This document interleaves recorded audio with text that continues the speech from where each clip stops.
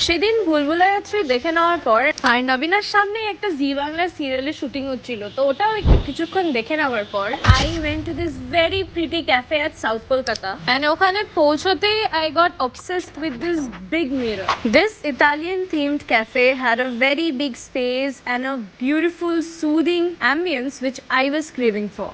আমার না পার্সোনালি এরম ক্যাফে ভীষণ পছন্দ যেখানে একটা খুব সোবার আর অ্যাস্থেটিক অ্যাম্বিয়েন্স রয়েছে, জাস্ট লাইক দিস ওয়ান। আর ওদের মেনু আর কম্বো অফার্স দেখে তো আই গট মোর ইমপ্রেসড। ফার্স্টে I order there Chinese combo which was combo 1 and it had chow mein, fried rice, 2-piece chicken fried momo and 4-piece chili chicken. And all of this was just for rupees 249. Combo was heavenly and momos গুলো তো ভীষণই juicy ছিল। Then I ordered their combo 2 which was a continental combo that had 2-piece fish finger, chicken stroganoff with herb rice and salad. আর এই কম্বোটাও কিন্তু is at just rupees 249. এই crispy fish fryটা কিন্তু a must try. And trust me, this herb rice was really something else. এ বাবা, আমি বলতেই ভুলে গেছি, এই দুটো কম্বোজের সাথে কিন্তু তোমরা কমপ্লিমেন্টারি ডেজার্ট ফ্রি পাবে।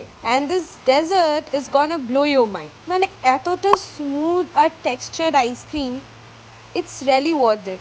আমি চলে গিয়েছিলাম ক্যাফে মেলাকাতে, যেটা কিন্তু রবীন্দ্র সরোবর লেকের খুব সামনে লোকেটেড। আমি আরও ডিটেলসের লোকেশনটা তোমাদের সাথে ক্যাপশনে শেয়ার করে দেবো। ওকে, বাই।